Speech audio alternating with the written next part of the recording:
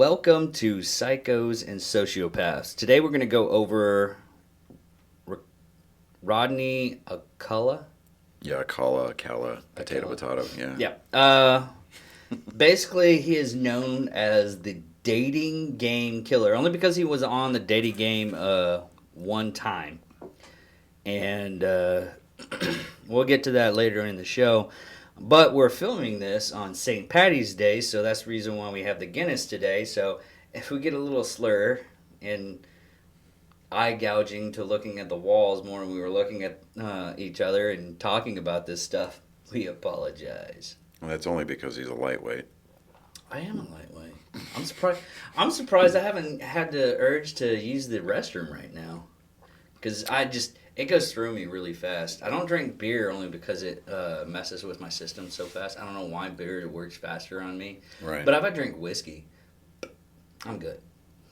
I can drink like half a bottle of whiskey and I'm good. Well, maybe it's because your liver thinks that oh, hey, this is just beer, and then it starts getting cocky. Yeah, it probably is that. It's probably that. Anyways, starting out, Rodney Alcala was born in San Antonio, Texas. The family eventually moved in 1951 to Mexico, and after that, the father abandoned the family after 3 years.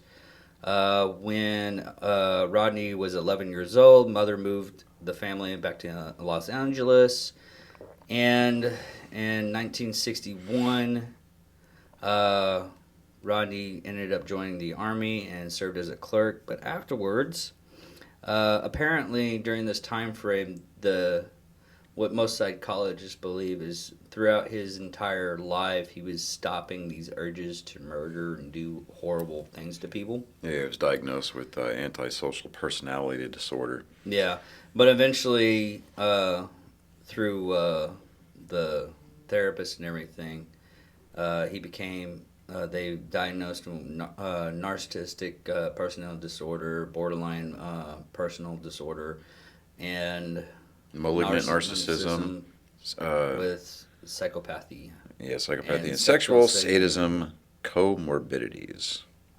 That's a fun word to say. Thank God you said it. My dyslexia ass won't be able to do it. But the strange thing about him is... starting this out on way he lived and everything like that,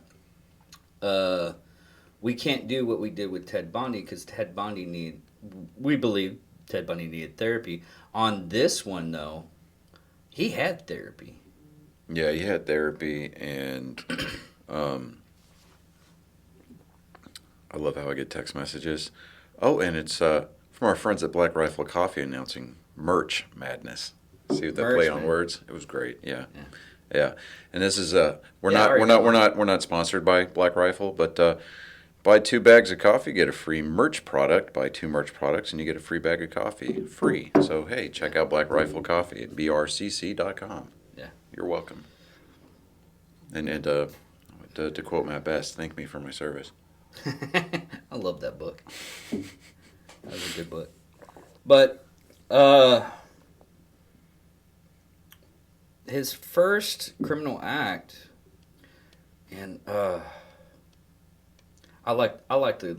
almost died a little bit after his first act, and the first time he was actually caught by the not caught by the police, but found out about the police. What happened is he lured 8-year-old Talia Safraro. Mm-hmm. I don't know if I'm saying the name right, but Shapiro.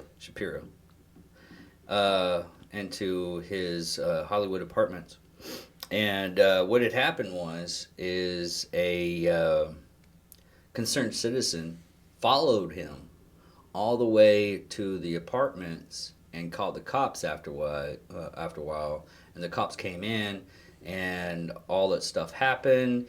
He came to the door naked. The cop saw through the window and everything. Cop gave him like 2 minutes, and he busted down the door, saw the kid, was in dire restraint. She had like a... raped, beaten with a steel bar, but he ended up getting away. He didn't beat her with a steel bar. He put the steel bar on her neck and was choking her with it. What ended up happening after that is instead of chasing after the suspect, this is the reason why he got away, is instead of chasing after the suspect, he went in to save the child's life. Right. And they had a couple of cops during this patrol to stop him. One was in the back, and the main cop screamed out, thinking the cop in the back was the cop in the inside. Let's see if I can get this right. Cop on the inside was having trouble, so he went around the front, and Rodney ran out the back. So he got away only because they were trying to save this kid's life, right. Honestly. And the cop, I don't see anywhere, and I forgot to write it down in my book and write this down. I should have, but he ended up saving the child's life, and she had 36 days in a coma. She survived, but they ended up moving to Mexico, and eventually he was put into. They put a APB, a bolo, through the FBI. In 71 he was arrested. Yeah, because it was a few months later. Two of the children attending the arts camp noticed his photo on an FBI poster at the post office. Yeah. So he was arrested, and he was extradited to California. But by then, Shapiro's parents had relocated their entire family to Mexico. They refused to allow her to testify at his trial. Yeah. So he wasn't able to be convicted of rape or attempted murder without the primary witness. And so prosecutors were forced to permit him to plead guilty to a lesser charge of assault. Yeah. So, what he did to that little girl, that should have been the first eye opener to where he deserved to be hanged. Yeah, there was tortured first, then hanged. Yeah, he was paroled for it, but there was this thing called intermediate sentencing. Now, when you look up the definition for it, it says indefinite imprisonment or intermediate imprisonment is the imposition of a sentence by imprisonment with no definite period of time set during sentencing. It was imposed by certain countries in the past, but before drafting the United Nations Convention Against Torture. So the length of an indefinite imprisonment was determined during imprisonment based on his conduct. So, he could lengthen it or he can shorten it. So, they still, to an extent, they practice that today. In certain cases. The inmate could have returned to society or be kept in prison for life. But the practice itself, the practice in its purest form, it's considered unconstitutional today, and it's especially here. So they really don't practice that, but you can shorten your term. You get time for good behavior, kind of a thing. But I think that they leave that a lot of that up to reports from the guards and from the warden themselves. And then obviously I think they would need to get some kind of judge's approval or something like that. But they also look at the fact that he did therapy and everything. Yeah. He did everything he could possibly do to try to get out early. But he did that a total of 3 times he was paroled because they couldn't really get him on murder. And it was his case is just sometimes the justice system doesn't work to its full extent. Yeah, no. And you'll see that, and it just depends on who your lawyer is. You can get these sharks for lawyers who don't care about anybody that they go up against, or they don't care to make friends with the judges, and they just step on everybody's necks. Or you'll get those types of lawyers that has lunch with everybody, runs election campaigns for everybody, and will, just kind of, just by the sheer mention of their name, your retainer fees, if you have to go up against this particular lawyer, goes up at least $1,000 to $1,500. So it just depends. But yeah, I mean, the system definitely did what it could. I think with the constraints of the time. Because they didn't have a lot of evidence against him. Right. Yeah. And we'll get down what happened when he actually got convicted fully. But his next murder spree, and he went in on an alias named John Berg. John Berger, yeah. Yeah, John Berger. And he ended up... That sounded so loud. That's such a good sound. Yeah, it is a good sound. But what ended up happening is in 1974, after he got a vacation, after he asked his parole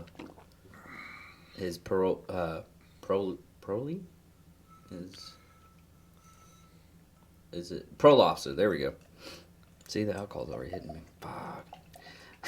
Lightweight. Lame. But the As parole... I'm pouring number 2. Yeah.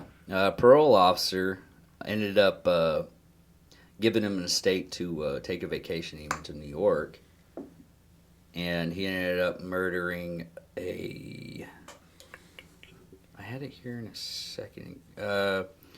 Connolly Carilli, a 23-year-old TWA flight attendant. Yeah, Cornelia Criley. There we go. 23-year-old TWA flight attendant. She was found raped and strangled in her Manhattan apartment, and her murder remained unsolved until 2011. Yeah. So this dude's still kicking around in the justice system somewhere. I know that they sentenced him to death in California, but California being what it is, and no, it was like he got sentenced to death like in 2017. Yeah, 3 times. Yeah, but he's still sitting there on death row. No, he's not. Oh, he's not. That's right. That's right. In 2019, they ended up enacting a death sentence. You're just going to do life in prison. You're not doing the death sentence because, evil doesn't need to be killed, apparently. It just needs to be rehabilitated. Yes, because taxpayer dollars they get spent real well in the state of California. Yeah. Anyways, get out of the political scam. Yeah, my in bad. 1977, Rodney second release, his parole officer took the unusual step to permanent a repeat offender, known as a flight risk. He ended up killing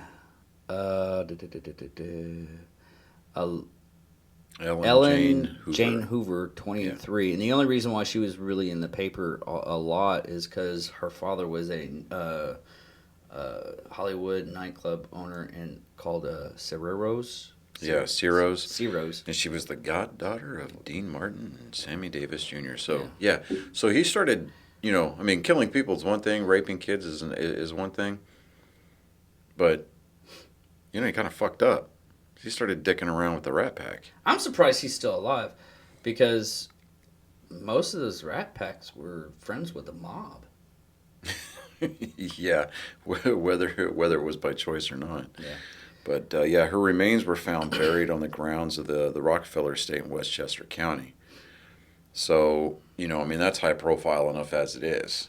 When they find a body on anything with the name Rockefeller attached to it, it's high profile. Yeah, it's gonna make the paper. And just to let everybody know, all of his victims had been strangled either by nylon stockings or a pole, and same thing again. I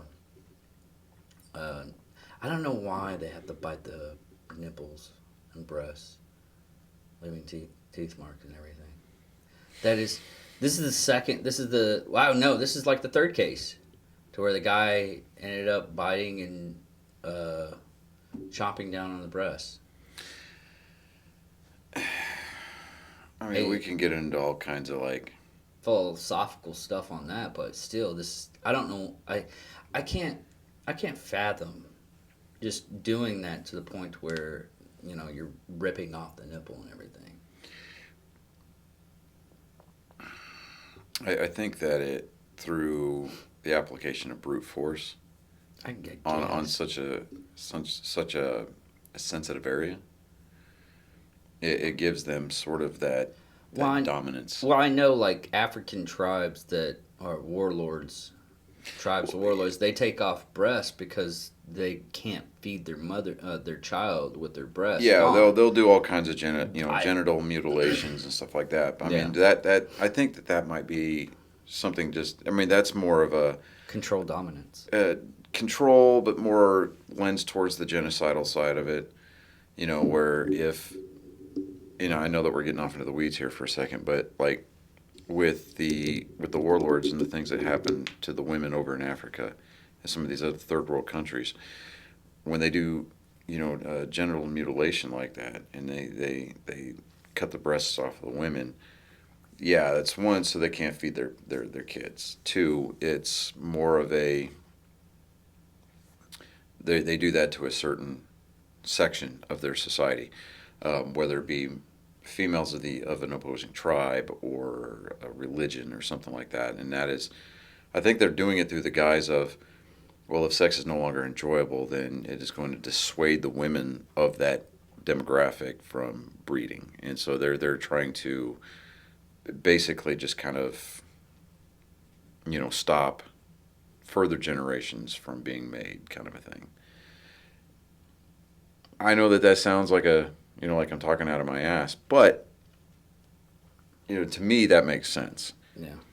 Not makes sense in the sense of condoning it, because this is insane. Yeah, this is ridiculously stupid. So it's one of those situations where we find a lot of serial murderers doing that kind of a thing. Bundy, he bit hard on nipples. Cottingham, he did it, and I think, and this guy's doing it too. So I think we find that with the serial murderers, I think it's more of a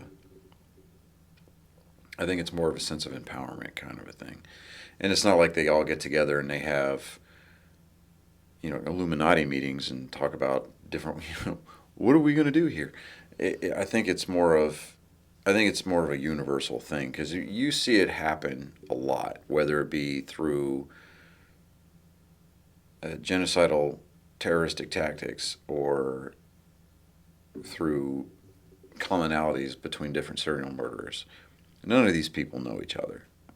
They may read about it, or they may hear about it, but it's not something that I think that would click in their head as being, I'm going to do that because that just sounds cool. Because nobody in their right mind is going to go, I'm just going to go bite these, So I'm a biter, personally, with the risk of sounding TMI, but it's one of those, to an extent. Yeah. It's one of those biting for enjoyment kind of a deals, whereas they do that just out of sheer, it satiates some kind of desire for them. It exerts that control, it exerts that dominance, and if their victim were to live, it would be a constant reminder of their experiences with them. Yeah. Well, after that murder, he ended up working at the Los Angeles Times as a typesetter. He was interviewed by the Hillside Stringer Task Force as part of an investigation known as sex offenders. Although Alcala was ruled out as the Hillside Strangler, he was arrested on a brief sentence for marijuana possession. That was another reason why he got away with it for so long, too, was because the places that he went to, New York and L.A., right? New York City and L.A., in that time frame, there was a plethora of serial killers. They had the Strangler, the Night Stalker, Ted Bundy, Son of Sam, Well, San Francisco had the Zodiac killer, but let's see, what was it? There was one more. Uh, Cunningham was about that time frame too. So they had that the task force in at that time frame. They had a lot of people. They didn't have our man. I just totally messed that up a little bit, but. They had their task force. They're not our task force. They are today. I mean, today we got DNA. We can do fingerprints, and locating a person's a hell of a lot easier because everybody's carrying a GPS right now. Yeah. I mean, whether it be the iPad or the iPhone, a lot of Androids have them on there too. Everybody's got a GPS device on their phone. If you have Google Maps installed on your phone, you're being tracked anyway. So, I mean, there's a timeline that you can go into that they can check, but Unless you have a ghost ship. but back then, Yeah. we had people who the payphones were a thing. You're going to hear a lot of kids are going to be like, "What the hell's a payphone?" And I'm like, well, in today's lesson of modern marvels, payphones were a thing that you put coins into, or you hit that little zero, or you remember the 1010 numbers, the 1010 321s or whatever, and you never made collect calls. Nobody ever accepted the collect call. So like, you have a collect call from Mom, I'm done. The movie's over. Come get me. Yeah. And then that would be it. So, Yeah. but kids today, they're not ready for that TED Talk. But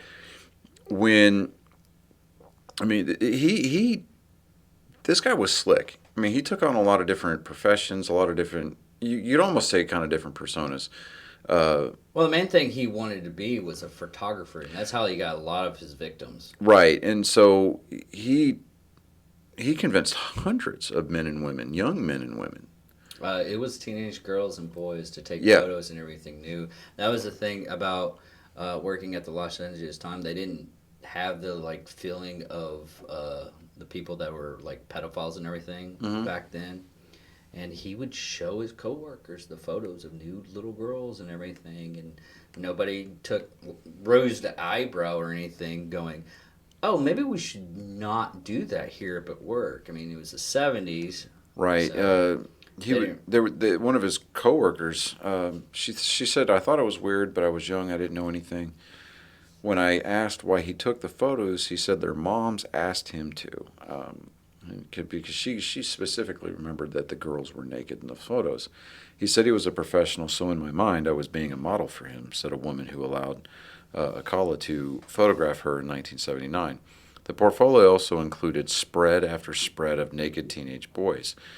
Most of the photos were sexually explicit and most remain unidentified. Police fear that some of the subjects may be additional cold case victims.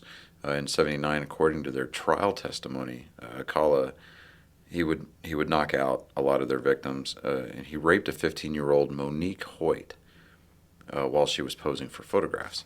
So he was using photography, and especially in the Los Angeles area, everybody comes to Los Angeles because they all have a dream. They all want to be stars. They all want to be movie stars. They all want to get on TV, stuff like that.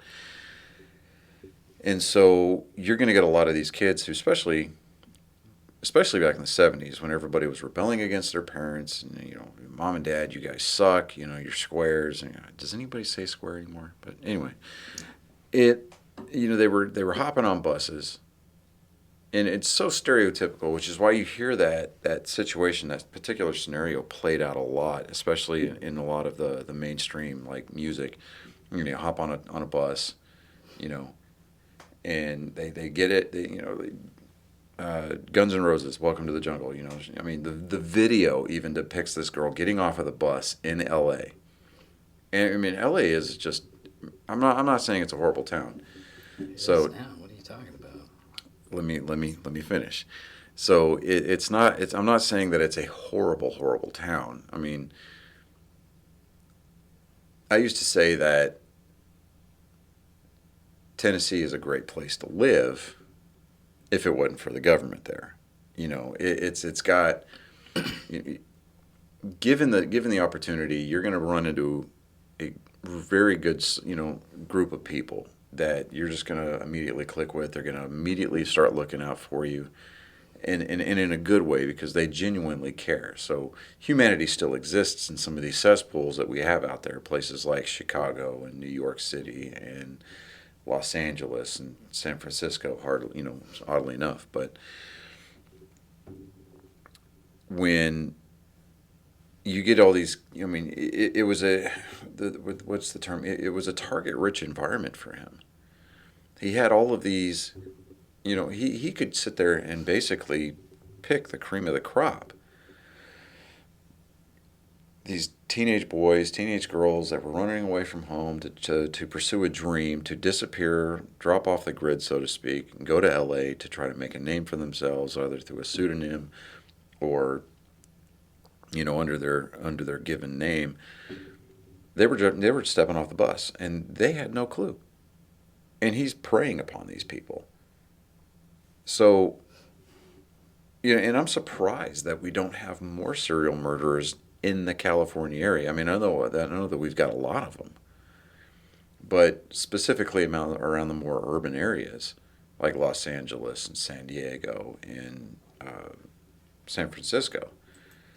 We're seeing the more high profile stuff, but how many more cases or how many more instances of serial murdering or stalking or serial rapists do we have that just they don't get mentioned a lot? Because given the media in its state today, what are they not reporting? What are we not able to see, kind of a thing? You understand what I'm saying? Yeah. Yeah. So it was a target-rich environment for him. So he being a photographer, and you knew he had to be offering these photo sessions as free. Most of the time he was doing it like on the sidewalk and everything. He would carry around his camera. He's like, hey, can I take your photo? Blah, blah, blah. Hey, why don't you come over to my place and everything? Right. Yeah, he uses that hook. Here, let me take your photo for free. Oh, you are so beautiful, so photogenic. I love the way that you come across in my lens. Let's go let's go back to my place where we can really get into these shoots and let's see if there's anything that we can use here. So he's using that to get them there. He's pulling them in that way. And the guy, we've already established this guy is off kilter. He's not even close to being his head's not screwed on straight. Honestly, if I was the cop in the first instance, I would put a bullet in his head and try to save the kid. Yeah, but you say that now. We can Monday morning. Yeah, we can Monday morning. Yeah, we can Monday morning quarterback this all day long. But at the time, even now, even back then, police had procedures. They could not do certain things. Now, I'm not saying we need to fully. I don't care what your stance is on the police. I don't care if you like the police, hate the police, support the police, don't police. If you want to defund them, that's you got special problems. But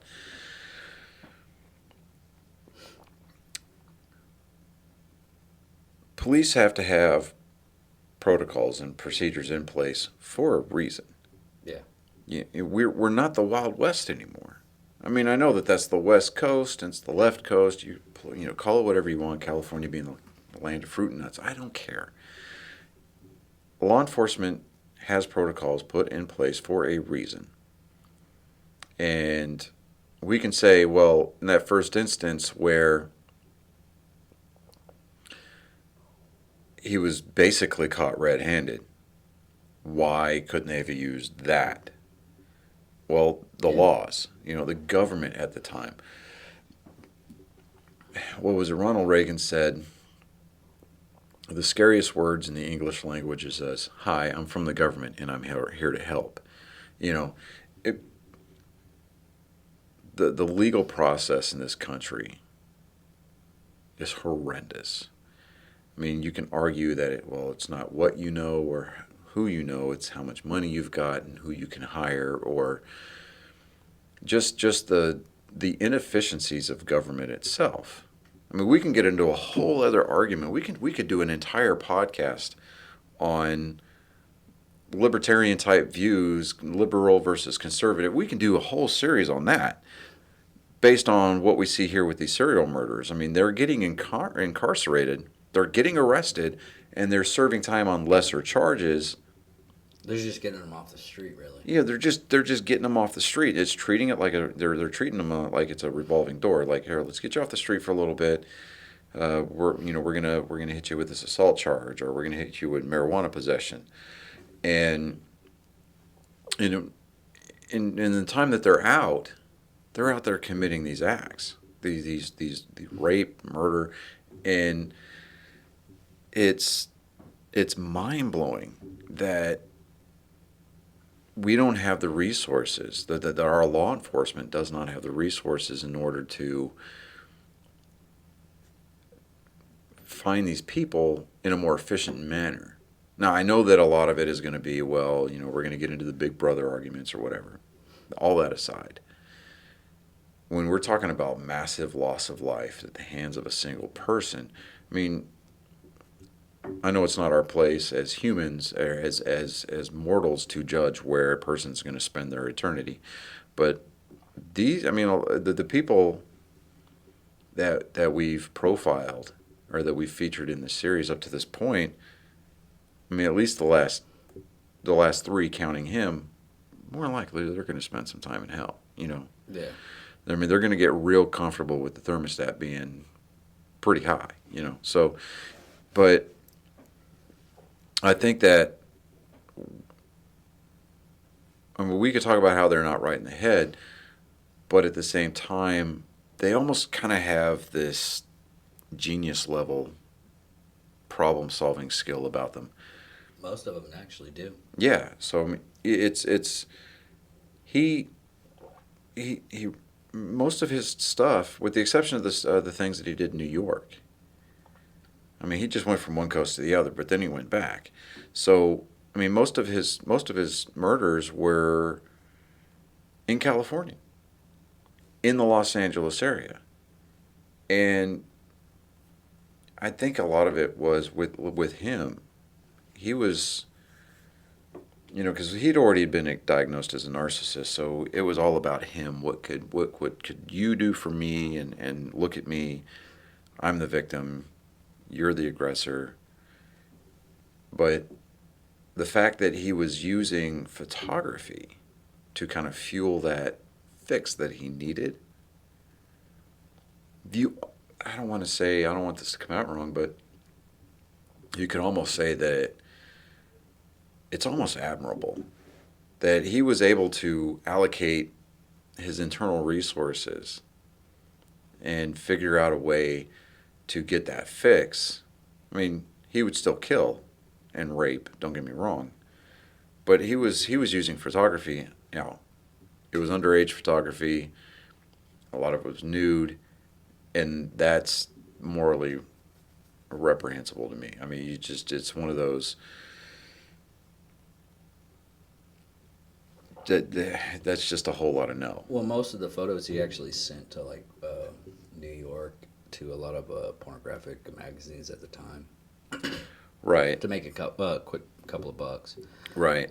But getting off of that topic, we'll get a little bit more in depth on that at the end of the show. That's my bad. I'm sorry. Yeah. Next instance during this time at the LA Times, he ended up on the dating game show.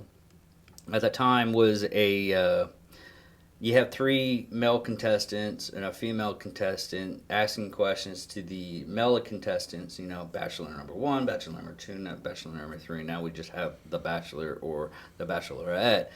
But the actual male producer, when he interviewed him, he's like, no, we're not having on the show. It was the female producer that was like, no, he's kind of cute and everything. We can have him on the show and everything. So she has bad judgment. The guy was like, no, he can't be on the show because he seems really creepy. And even one of the other bachelors was like, man, this guy is really creepy. Yeah, it said, what did he say? He said, a very strange guy with bizarre opinions. opinions. Yeah, because he was like, she's going home with me. That I never lose, and that's the narcissism in him. Right. Yeah. Let me see here. Cheryl Bradshaw was the name of the bachelorette. She ultimately refused to go out with him because she found him creepy. Yeah, she called up the producers, like, hey, is it all right if I don't go on the date? And they were like, yeah, as long as it's on the show and everything like that. We've already gone through that, so you can do whatever. You don't have to date the person, which, yeah, it was lucky for her. Yeah, there was a criminal profiler by the name of Pat Brown, brought to everybody's attention. He killed 3 more people after his appearance on the dating game, and the fact that and in no way, shape, form, or fashion am I hanging this on Miss Bradshaw at all. So let's not do that. Okay. Anyways, this profiler, Pat Brown, speculated that his rejection from Miss Bradshaw exacerbated things. It's like it got under his narcissistic skin. It's like, I won and you're still rejecting me. So he took it out on 3 other poor, unsuspecting women. Yeah, that was actually, from what the cops described, they were more brutal than the original MO, and they actually got him off on his trail for a little bit because they thought it was a totally different person. Right.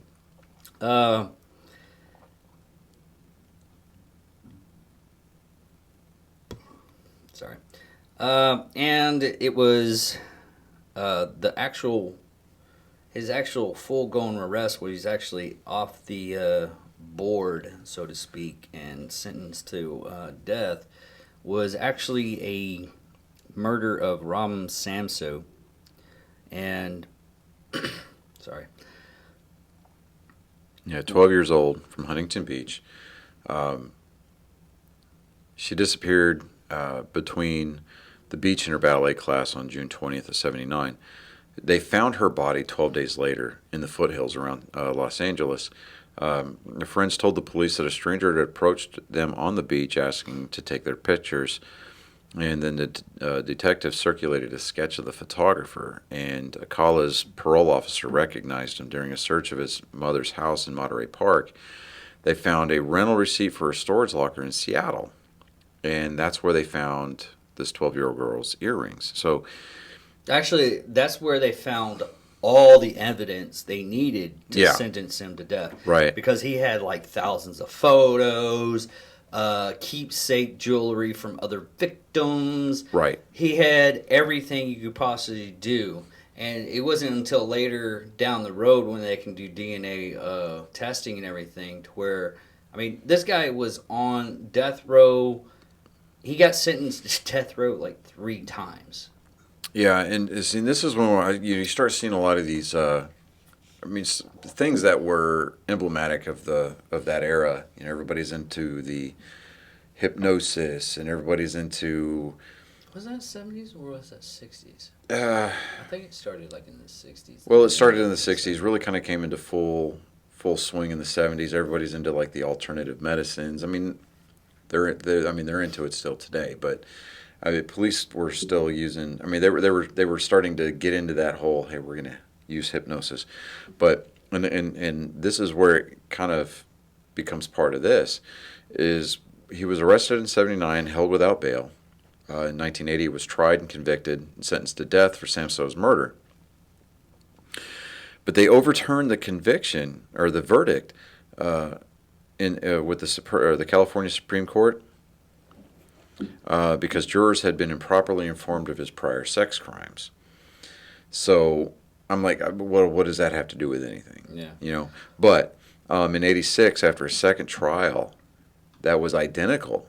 Well, on the second trial, there's a funny thing on that. If you actually watched the video I sent you, right? But you didn't. But the funny thing about that is, but they nullified it. They nullified that second conviction. Yeah. And they said it was because.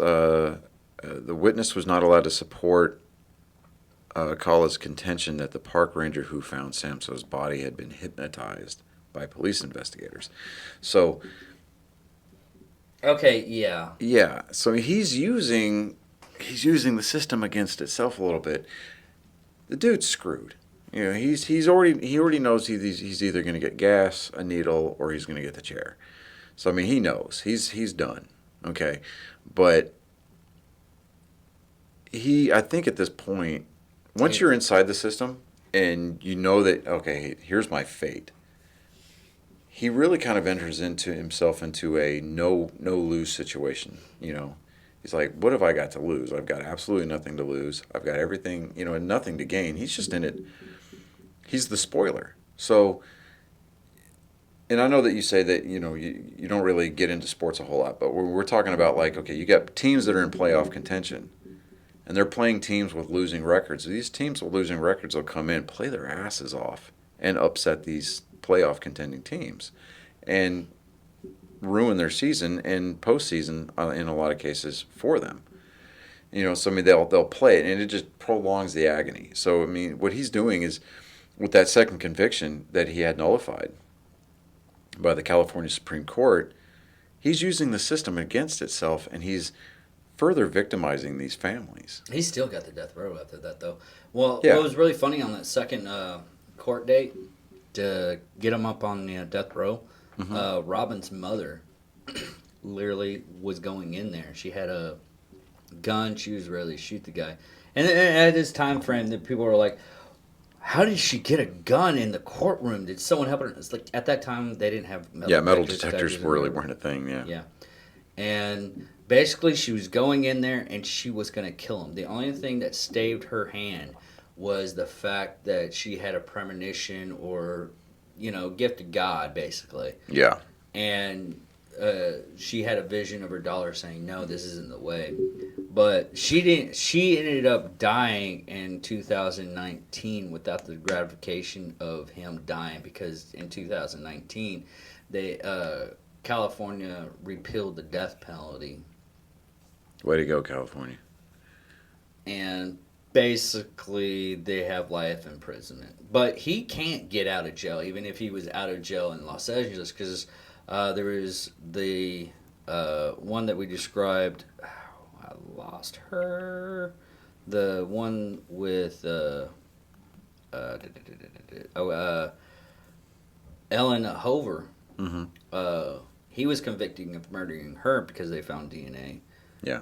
And he's supposed to spend 25 years in New York after he's done with this stint in L.A. Yeah. So no matter what, he's not getting out. If he gets out, I'm going to talk to some people. It's either that or they're going to put him into a lab and study his body to figure out why he's got this some kind of like Lazarus effect. But all that aside, see here, he had some additional victims. While they were preparing their third prosecution in 2003 out in Orange County. Let me start over. Orange County. Thank you very much. The investigators learned that his DNA sampled under a new state law matched semen left at a rape murder scene of 2 women in Los Angeles. So now we're starting to see DNA start to play a role in trying to figure out these cases. So, which really, it helps police, but at the same time, you get the old guard, and you get these people that well, I've got a hunch. Well, you know, hunches are great, but without physical evidence, everything is circumstantial. But DNA, you can't fake that. I mean, A lot of courts still won't use DNA. yeah, and I think that's really, I think that's a shame. So yeah, that's really ignorant. you know, when I mean, because DNA is like the ultimate in forensics evidence. It's like, It was almost like a fingerprint back in the day. yeah, you know. So I mean, and when fingerprints were first, I mean, because like, but what is it, back in the 30s? Fingerprints really weren't starting to be used as far as like criminal investigations and prosecution until the 50s and 60s, I believe. Yeah. So, and even then, some courts were resistant to the idea because they just couldn't wrap their head around the fact that God, when He designed us, gave everybody an individual fingerprint. So nobody over the course of human history has identical. With dental records. Yeah. Because I think 60s is they started doing dental records. Right. But all of the bodies found were posed in carefully chosen positions. Another pair of earrings was found in his storage locker up in Seattle. The residue had matched one of his victims' DNA. So I mean, okay, well that's a matching pair. Well, no, it's got our DNA on it. It was during his incarceration between the second and third trials. He wrote and self-published a book. Oh, I didn't read that part. Yeah, That was new on me. it says "You, the Jury." That was the title of it. He claimed innocence in the Samos case, suggested a different suspect. He filed 2 lawsuits against the California penal system for a slip and fall incident, and for refusing him a low-fat diet. So he was using the system. He was just being a pain in the ass. Well, working in corrections, most of the criminals do that. Yeah, like I said, they're being a pain in the ass. I mean, you give them an inch. I'm not saying that we go back to the days of, with the way that the penal system used to be, where you go in, literally you get bread and water, and that's it. But now all of a sudden, because we have groups like the ACLU, criminals have rights. Give them food loaf.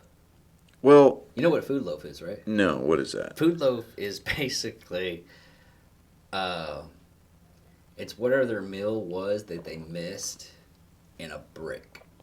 Oh yeah, no. Okay, so to a degree, okay. Now,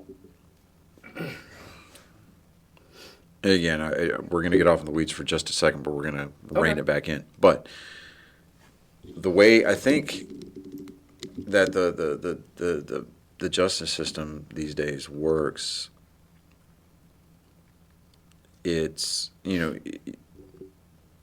I think that they should, and I hate to use the word segregate, and I'm not talking about color of skin, I'm not talking about ethnicity, so why don't you just y'all slow your rolls, but I'm talking about, okay, people who, they're dead to rights. Yeah, because you've got the forensic and physical evidence showing this person did this because the detectives did their due diligence. They actually did their job. They went off into a room. They shut out all the voices from people like attorneys and, to a degree, our justice system is broken. Just like our just like the medical insurance company or industry, it's broken. Okay, but we should be able to segregate. Okay, look, these people we know. Okay, all we're doing is just now waiting for their due process. Versus probable cause. You get these probable cause, it's like, okay, well, we don't know that you did this, but we have a suspicion, so we're going to arrest you on that suspicion. I think being able to arrest people, and you can detain people, fine, sure, interview them, but you have to release them, and then you can't do anything about it until you get actual evidence. If you want to take them to trial, fine, do it when you've got actual evidence. And I think at a certain point, I think that investigators, they need to be limited in the number of times, or not necessarily investigators. I think like district attorneys, they need to be limited in the amount of times that they can, or they need to have time limits. I know that there's time limits written into the Constitution, written into state laws and things like that, but this guy was using the system against itself. And the way that he was doing it, I'm not giving the guy any kind of props. I'm not saying, hey, this guy was right in doing what he did. Yeah, because I was going to take this fourth one myself. Are you kidding me? Because you're sitting over there like... I was nursing it. Yeah, Nurse David, please report to the ER. But... I like to taste my shit. This is the only thing that actually You taste your shit? No. See what I did there? Yeah. I did the whole Happy Gilmore thing on you. That was fucking beautiful. No, alcohol's the only thing that I actually enjoy drinking and everything. Food, right. I'll just shovel it in. Oh, I can tell.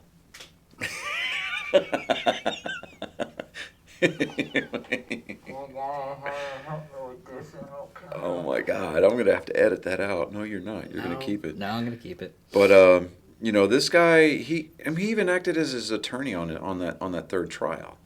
Oh, what was really funny is what on the last trial, the one from Wyoming, we'll get into that, is he basically told the Jerry, it's like, if you convict me, you're no better. You're a killer just like me. And I was like, you're really stretching there, little Paco.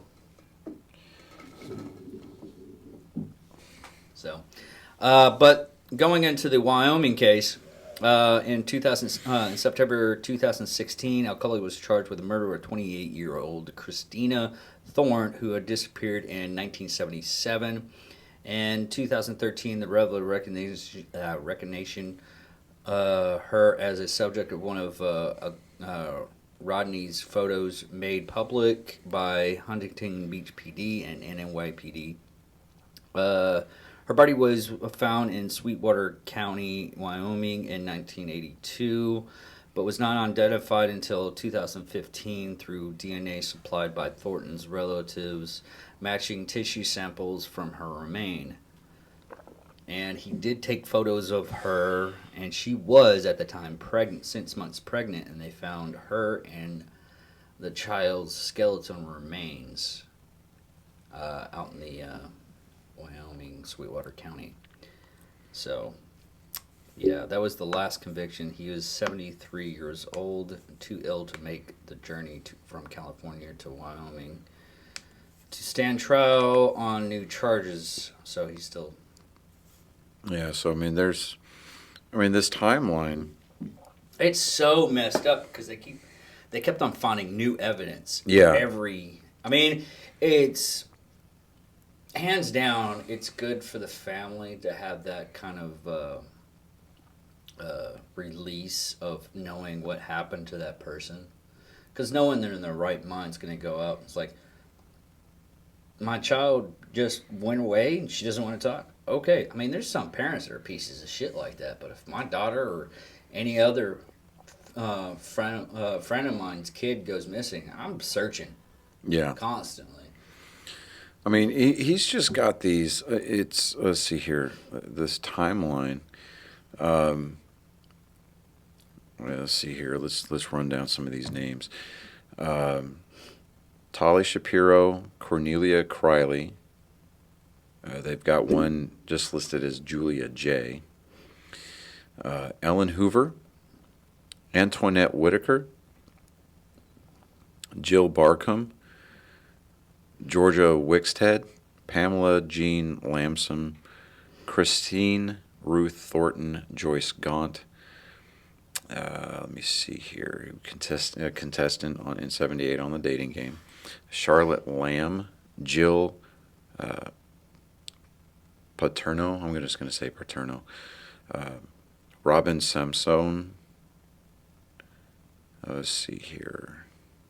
He wrote that book in 94 called You, the Jury. DNA was collected. 4 additional murders were discovered in 03. Motion to join Samsung case with 4 others proposed, contested by Alcala.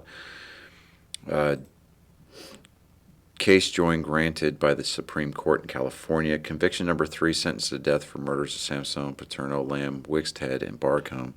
He was indicted for the murders of Hoover and Criley, and he pled guilty and sentenced to 25 years to life for the murders of Hoover and Criley. So Hoover and Criley were both in New York. Everything else occurred, with the exception of that one Wyoming murder that he couldn't stand trial for. Everything else occurred either in Washington or California. So he was, for the lack of a better term, he was very well traveled. He didn't fit so much of the, I'm going to operate within a geographical area. And I think Ted Bundy really kind of broke that mold. And we discussed that with him last week, where he operated in Utah, he operated in Florida. I think Callahan did the same thing. Connington, he stayed in roundabout. He stayed in the Atlantic City, New Jersey, New York area. So he didn't go very far. We're talking hundreds and thousands of miles here. Not hundreds of thousands, so don't come at me. I'm talking about hundreds or thousands of miles. New York to L.A., that's That's what, an 8-9 hour plane ride? Yeah. So,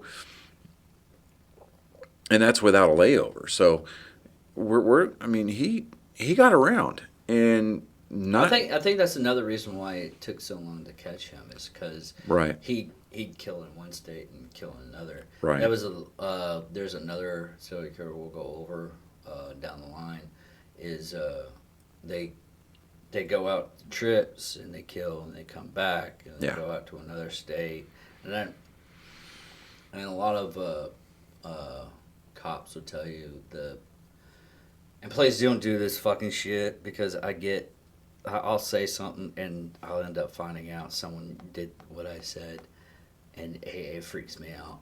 But it does. But most cops say the way to get rid of to actually succeed in not being found out about murder is, one, kill in another state or town and do it by yourself. Those are two factors that to get away with murder. Yeah, and then of course there is always the fail-safe and just not fucking do it. Oh yeah, oh yeah, You know. oh yeah. Well, I always like to do that unless I have a list that I'll just put up, and my therapist says it's fine to have a list as long as you don't do anything about that list. I don't have a list because I just don't care. Because I understand that to a degree, people suck. Yeah.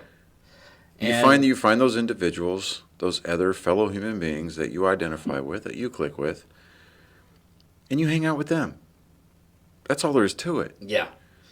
And if somebody gets under your skin, somebody offends you, somebody's trying to wrong you, well, guess what?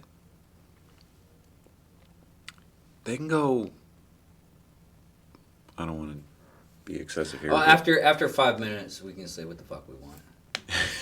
Right? Because what? Nobody's listening. Yeah, basically. I mean, they can basically they can go fuck themselves. Yeah. And for the longest time, and even to a degree today, I don't really, when I walk into a room, I don't look to see who likes me and go hang out with them. No, I go to see who I like, and I'll go over there, and we've got, as much as some people in our government want to try to limit those liberties, we've got the ability to not, we've got the ability to choose as to whether or not we associate with people, things, corporations, whatever. We have the freedom of choice. So you can exercise your freedom of choice, and turn the fuck away. Yeah. Walk away. That was one thing that a lot of these people, even the producers in the gaming show and the Bachelorette, they got creeped out by this guy. Mm-hmm. And they had a feeling. There's times that I have feelings towards a person and everything like that, and people will ask me, it's like, why were you mean to that person? That person is really nice. It's like, because they creep me out. Right. And someone was like, well, maybe you should go against your feelings. And he's like, I'm alive today, because if a person creeps me out, I don't hang out with that person. And come down the line, there's a guy that was dating my sister at the time. He was friends with my brother-in-law. Mm-hmm. And I was like, man, he really creeps me out, so I don't really want to hang out with him or anything. And my friends were like, okay, yeah, whatever, Dad. But he's going to hang out with us. Motherfucker was a pedophile. I was like, told you, motherfuckers. I told you. Yeah, I mean, we have to really take into consideration our gut feeling about people. A lot of people nowadays, I think that... Of course, I give that creepy vibes a lot to people. I'm not going to lie. Yeah, I got that from you. So, yeah. But once you get to know me, it's like, he's creepy and everything, and he's an asshole. But man, that guy would No, you come across as just being well-intentioned, but, you could... you, you could work on your delivery. Yeah. But I mean, the same thing could be said for me. But I think at the end of the day, when it comes down to personal choices, whether we choose to go down these roads of rape, murder, whatever, or if we choose to be productive, individuals contributing back to society, we try to make our own corners of the universe a better place to be. It all boils down to, I think a lot of it is, upbringing. Yeah. A lot of it is...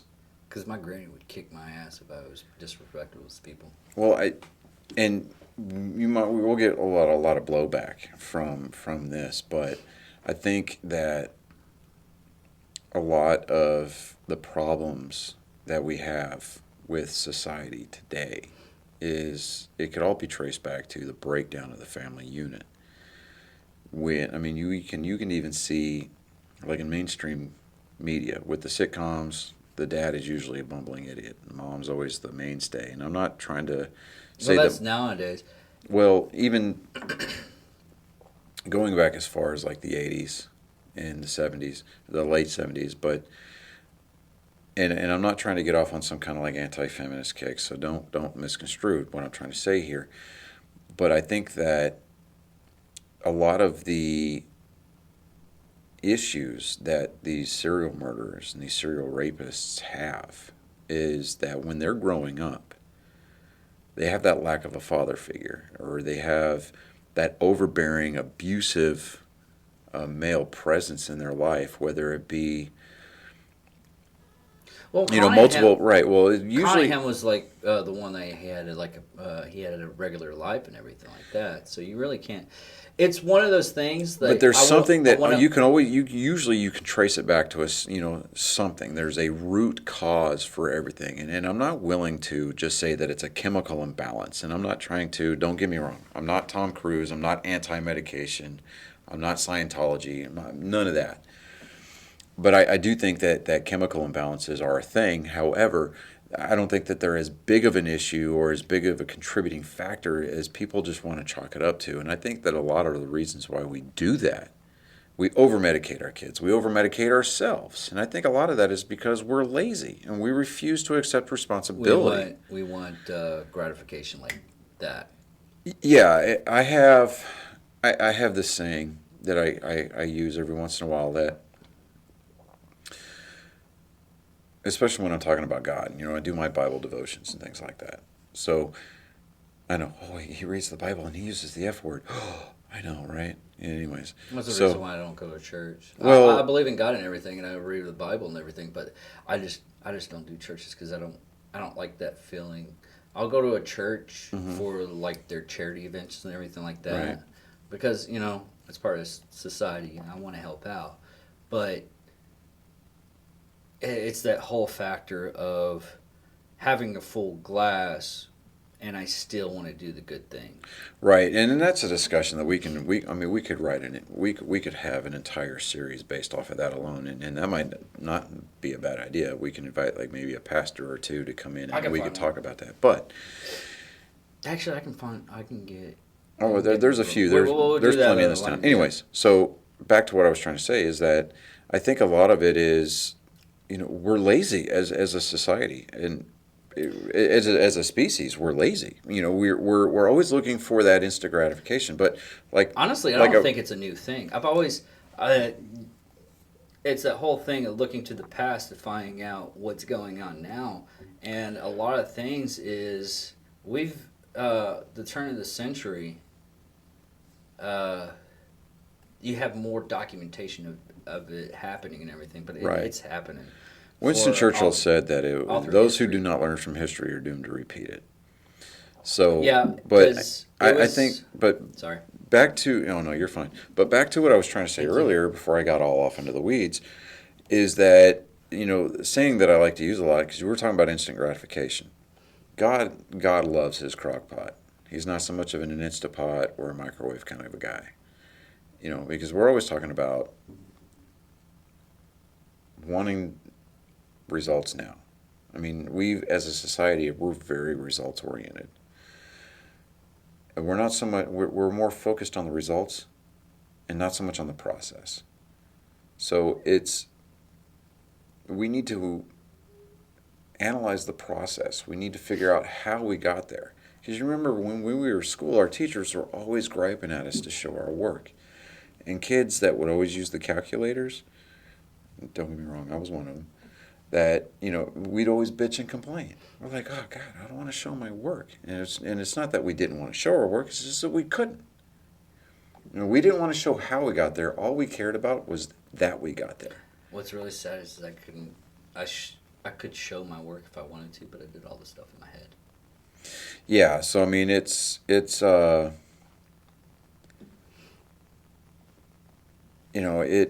really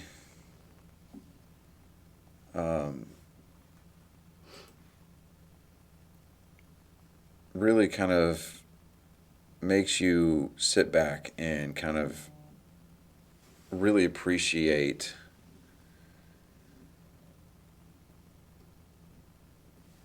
the fact that, yeah, okay, we've got these people in jail. How did they get there?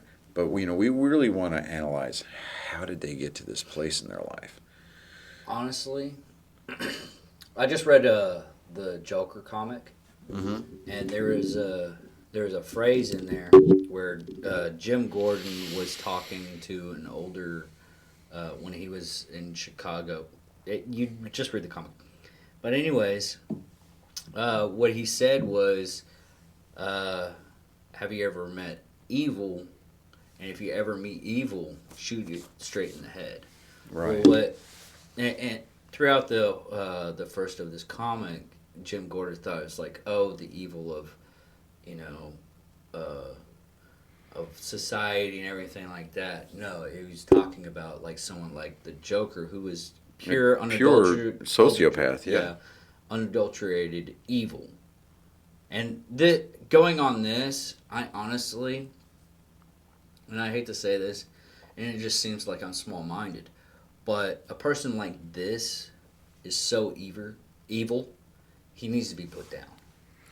Yeah, and that's it's not to save money from the jail or keeping them alive or anything. It's like, no, this man is never gonna change, and this man had therapy. He's done everything. He's broke cause. He should be put down. Right, because the more and more that you educate these people through therapy, I mean, if he were ever to get out on the outside, he would disappear, and we would find more bodies. So, but what I think, not the good disappeared, but the bad disappeared. Right, the bad disappeared. Now, one of the things that I love about living in Texas is that we still have a death penalty. Yeah. In fact, I think we've actually installed an express lane. It's basically that whole thing. If you kill us, we'll kill you right back. Yes, thank you, Ron White, for that material. I appreciate that. And Firefly. So it's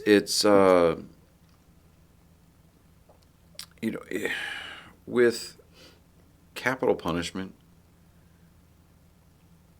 I'm in support of it. I it's not that I love the idea, because that almost kind of comes across as, well, you're just a bloodthirsty society. Well, that's not true.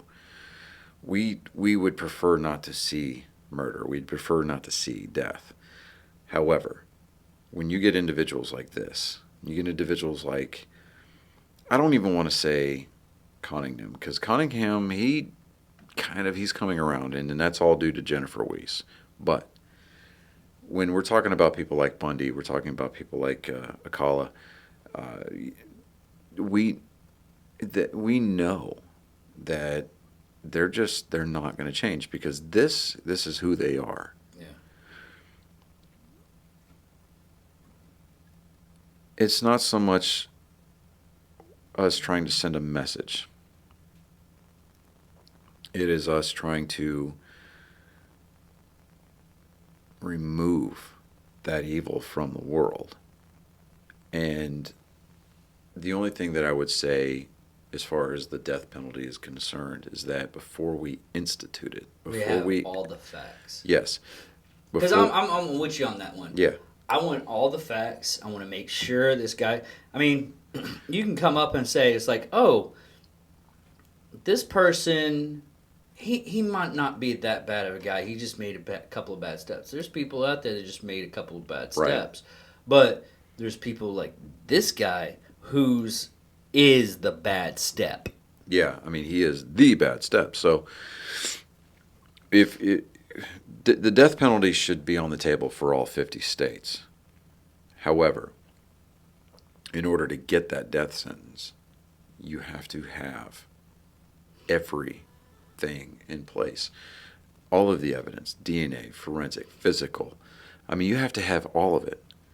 And I mean, it has to be such an airtight case that if Johnny Cochran were to rise from the grave, he would not be able to walk into a courtroom and say, if the glove don't fit, you must acquit.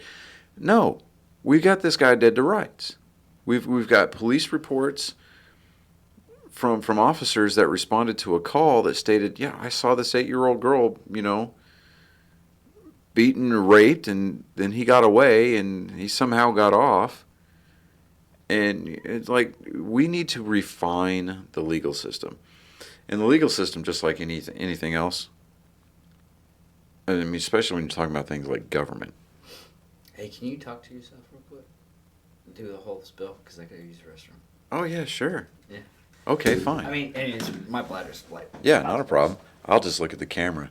And my ugly face will be here for however long it takes. But I think that with the justice system and the government in general, we need to refine it. We need to streamline it.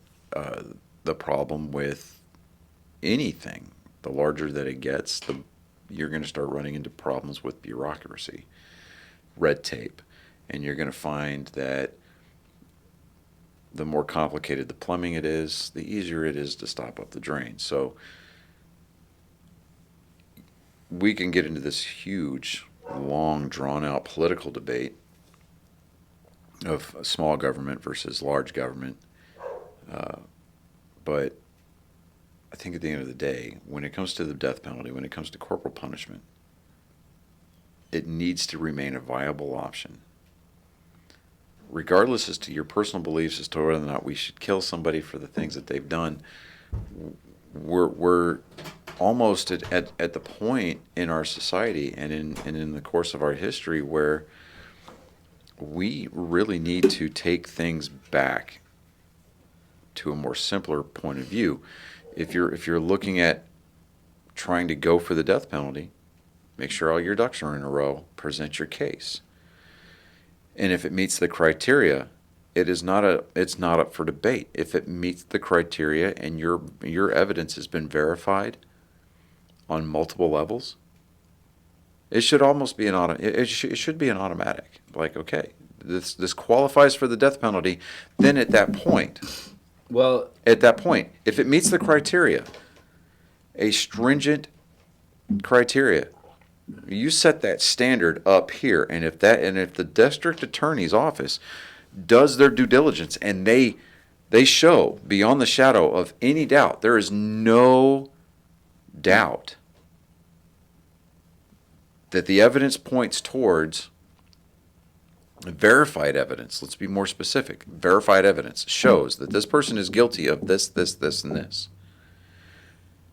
Then at that point, yes, they should qualify for the death penalty. And then you can go to trial. Well, then like once you get into the trial, then you can make your arguments. Yeah. Well, it's like that express line. The whole reason why they put Texas has what, quote unquote, the express lane, yeah, is if it's more than 3 to 4 witnesses verified this person killed these people, then that's the reason why they get pushed up at the line, because you can't undoubtedly, with like so much physical evidence of seeing the person, it's like, yes, that's definitely the guy.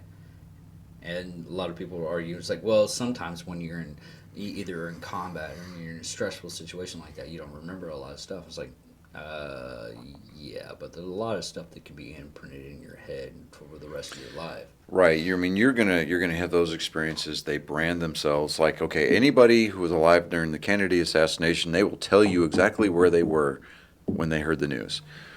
When I was a kid and the Challenger exploded, I could tell you exactly what I was doing. In the 3rd grade, I was sitting in math class. Yeah, I was excited because my class was supposed to be one of those classes that got that lesson from space from Krista McCullough. Oh, really? Yeah, but I'm thinking to myself, man, and it was on my dad's birthday. It's the biggest reason why my dad does not celebrate his birthday anymore, because that's the day that the Challenger exploded. Well, it's like how I don't celebrate St. Patty's Day all too much. It was only a couple of years because it's my son's birthday. Right. The one that passed, but. Right. Well, happy birthday to you. Yeah. That's what I come up to the whole situation to where it's not that I don't care. I just don't let it drag me behind. Yeah, because we to get off onto that subject for a second, it's our resiliency as human beings that really allow us to grow. But to the context of this episode, of this discussion, when we're talking about capital punishment,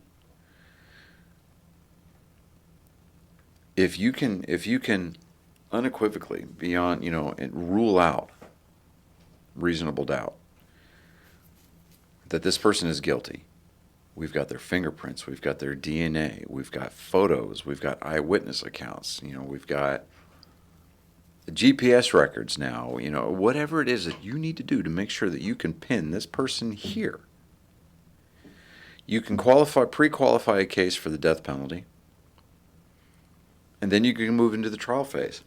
Yeah. Once you move into the trial phase, the defense is going to pull up all of their arguments as to why the death penalty shouldn't be instituted. Why my client should not be put to death.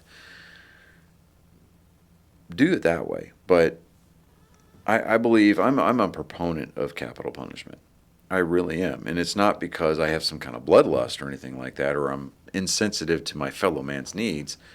But a person like this that is pure and unadulterated evil. Right. But what the people that argue against capital punishment don't remember, or what they're unable to remember, is that you're against us killing this person or putting this person to death or removing them from this mortal coil, taking their existence from this planet. What they fail to realize, or what they fail to take into account, is that by the sheer fact that this person exists, all of the victims, family and everything, the families of all of the victims that this person had, they are going through a living hell, knowing that their taxpayer dollars are going towards keeping this person alive. That was the thing with Robin's mother, the mother that tried to kill him in court, is after I think the third one, because she passed in 2019, and after that it was one of those things that she felt that she was never going to have the satisfaction of seeing justice done. Okay, so you remember the old film series, The Faces of Death? Oh yeah. Okay, so one of the ones that sticks out into my mind is I think it was like a serial rapist. This dad had realized, okay, so his son was raped. You can look at that on YouTube. Yeah, so they were walking him through the courthouse. This dad snuck a gun into the courthouse, and he was hiding out. I mean, he was just in plain sight, hiding out at a payphone. Turns around and tries to shoot him. All right, no, he did shoot him. No, he shot him. He shot him. He killed him right there. And I'm like, okay, you broke the law because you brought a firearm into a courthouse, but I like your tenacity. Yeah, your tenacity and your conviction is admirable. But like they used to tell us in the Army all the time, or in the military all the time, you had you had great initiative, but you had piss poor execution of your judgment. So I mean, he still need to answer for his crime. He committed a murder. He committed a murder on national television. So do I say that he needs to be put down? No. We need to And I'm not justifying his kill. I'm not justifying it at all. I got a story for you when I was Yeah. working corrections after this. So I'm not justifying the kill. Okay, he murdered another individual. He did it out of passion. I mean, he did it out of. I mean, that was a pure emotional kill. It was premeditated, but it was purely emotionally based. When we're talking about serial murders, we're talking about career, like gang leaders. You know, they order hits from people. Yeah. Like, you need to be put down. Okay, because at some point, your compassion was turned off. Okay, whereas these people that do like vengeance kills, you know, like this dad that killed his son's rapist, you're gonna do time. That's all there is to it. We're gonna take your freedom away because you did A, B, and C. But this person over here, Alcala, Connington, Bundy, these dudes were just pure unadulterated evil because they were so self-consumed into their worlds that they were doing it for a fix. And that's all they were trying to do. They were getting off on this stuff. And I don't know, it just boggles the mind. It does. I mean, you just can't even articulate how confounded that makes you. And I mean, so do we need to revamp the capital punishment system? Yes. And does it need to be on the table for all 50 states? Absolutely, because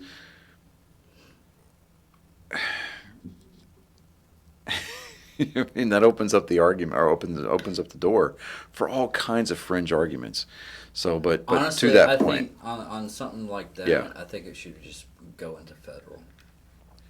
Yeah, if something's going to be considered death penalty, yeah, it's a possibility that we maybe need to make it a federal case. But on that note, though, there was a this is a story when I was working corrections, and it was not on my card. And if anybody that's actually watching that knows that how our Texas criminal justice system works as security guards or correctional officers, my pardon.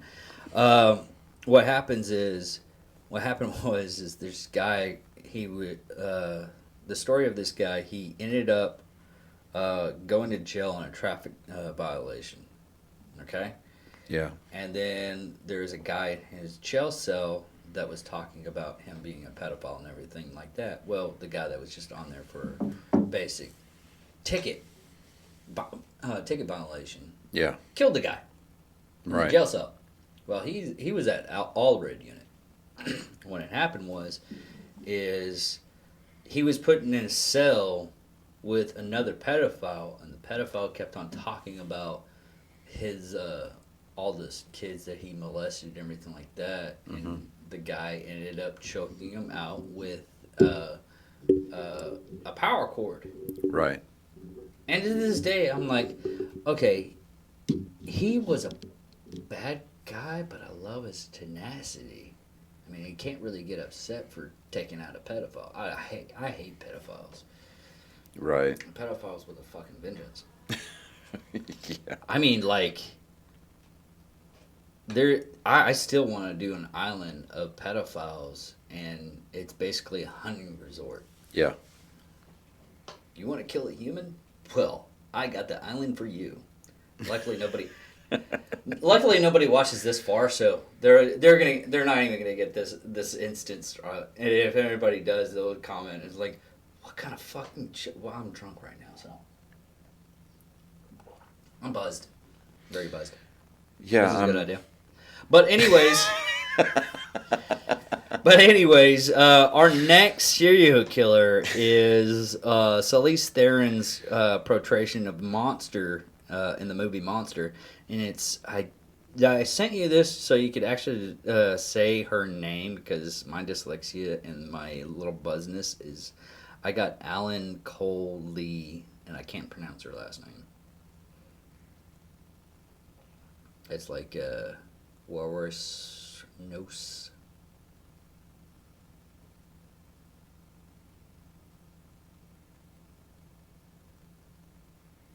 You found it? No, I'm not gonna lie. I'm on Black Rifle's website right Fucking dude. Do that after the show. Well, anyways, we're going to do Alan Carl Lee Warthornos. And if I butchered that, I probably butchered it. I probably took a Viking axe to it and just chopped it all the way up. And to be fair, sorry. You know, the reason why I'm on the website, again... Yeah, you want to get the deal. I want to get the deal. But, dude, I just, for whatever reason, I have just, like, this incredible craving for a big cup of coffee right now. So... I got, if you want a cup of coffee... coffee... Oh, no, I'm going to go brew a pot when I get home. I mean, dude, which one? Do you want the Flying Elk? Do you want Night Rider? Do you want Calf? Yeah, the CAF would be amazing right now. So, yeah, I think I'm going to go brew me a pot of some CAF. Yeah. But anyways, I'm David Dickerman. I'm Johnny Skelton. And this is Psycho and Sociopaths. Happy St. Patrick's Day, everybody. Happy St. Patty's Day. We're a little bit too shakes. Well, I am a little too shakes. Yeah, you are. Right now. Lightweight. I should have fucking started You're such a pansy. I should have started with whiskey. All right, people. I'll talk to you later. Love you guys. Bye.